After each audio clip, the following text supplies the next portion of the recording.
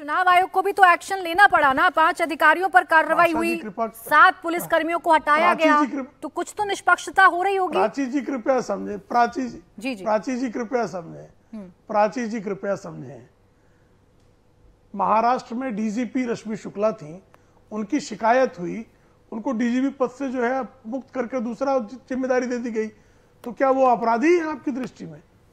जब निर्वाचन की किसी प्रक्रिया में किसी अधिकारी के खिलाफ शिकायत होती है तो उसको हटाए जाने की प्रक्रिया है।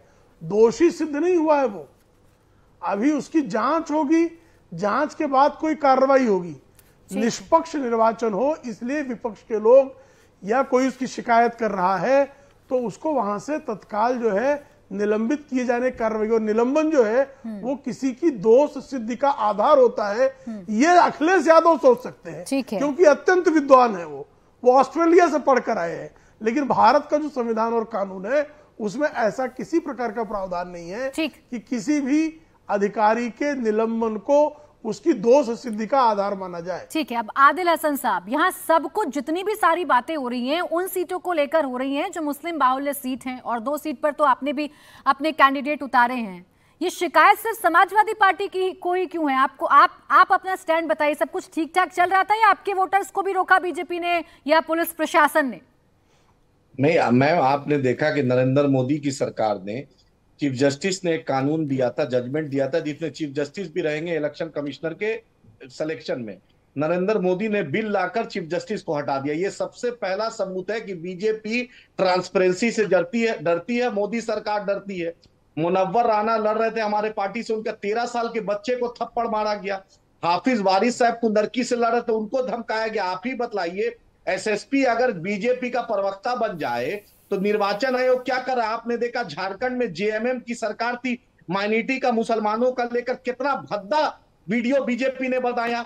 आपने देखा महाराष्ट्र में सुप्रिया सुले के मामले में जो फेक वीडियो था उसको चलवाया टीवी चैनलों ने, और बीजेपी के राष्ट्रीय प्रवक्ता ने उसको प्रेस कॉन्फ्रेंस किया। अरे कितना नीचे स्तर पे बीजेपी जाएगी। मानते हैं नरेंद्र मोदी हारेंगे, मैं आपको चैनल में बोल रहा हूं, नरेंद्र मोदी की ऐसी हार होगी, इस देश की जनता ने जो इज्जत दिया है उसी नरेंद्र मोदी को 1.5 लाख पे पहुंचा दिया बनारस के लोगों ने, और उत्तर प्रदेश की आवाम ने इनको जमीन पर लाया। ये अहंकार जो अफसर है डीएम एसपी, वो बीजेपी का पदाधिकारी नहीं बने, वो इंसाफ करे।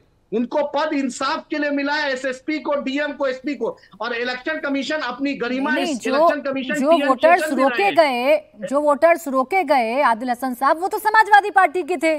जिन वोटर्स ने, जिन मुस्लिम बाहुल्य इलाकों में वोटर्स के आईडी कार्ड चेक किए या पुलिस ने रोकने की कोशिश किया, धमकाया, वो तो समाजवादी पार्टी के थे। आप कहाँ हैं इसमें? मैडम 13 साल के मेरे कैंडिडेट के बेटा को मारा गया, 13 साल के मासूम बच्चे को मारा गया। मेरा वोटर भाजपा का हो, जदयू का हो, राजद का हो, कांग्रेस का हो, इंसाफ होना चाहिए। पुलिस पदाधिकारी को जिस तरीके से वो औरत के सामने रिवॉल्वर दिखा रहा था, वो एसएचओ पदाधिकारी, उसका अहंकार झलक रहा है, उसको योगी आदित्यनाथ नहीं बचाएंगे। इलेक्शन कमीशन इस देश का निष्पक्ष होना चाहिए। जो नहीं, उस वीडियो से पहले की घटना क्या आदिल हसन साहब आपको पता है? उस वीडियो से पहले की वो जो पिस्टल लहराई पुलिसकर्मी ने, वो जो पिस्टल लहराई गई, जिसे आप भी बता रहे, मैं भी चला रही हूँ बार बार वो तस्वीरें जहाँ पिस्टल लहराई जा रही हैं, तो उससे पहले का घटनाक्रम क्या आपको पता है? क्या हुआ था मौके पर? मैम और सुन लीजिए, आपने देखा न्यूज 24 के एक जर्नलिस्ट जो आपके सहकर्मी हैं, उनके साथ पुलिस वाले ने जिस बदतमीजी से, जिस धक्का मुक्की किया, और जो अहंकार में वो एसएचओ पिस्टल पर जवाब दीजिए ना। मैं चला रही हूँ ना, भगदड़ मच रही है, पत्थरबाजी चल रही है, और जहां तक मेरी जानकारी है मीरापुर में 2 समुदाय, 2 पक्ष, 2 पार्टी के लोग वोटर्स को लेकर आपस में भिड़े हुए थे। आदिल हसन जी, वहां पुलिस को क्या करना चाहिए था? इलेक्शन कमिश्नर क्यों हटा दिया था? इलेक्शन कमिश्नर उसको मोतियाबिंद हो गया जो हटा दिया उन लोग को। इलेक्शन कमिश्नर ने हटाया ना, उसको लगा ना कहीं गलत है। आप ही ने इस बात को कोट किया था।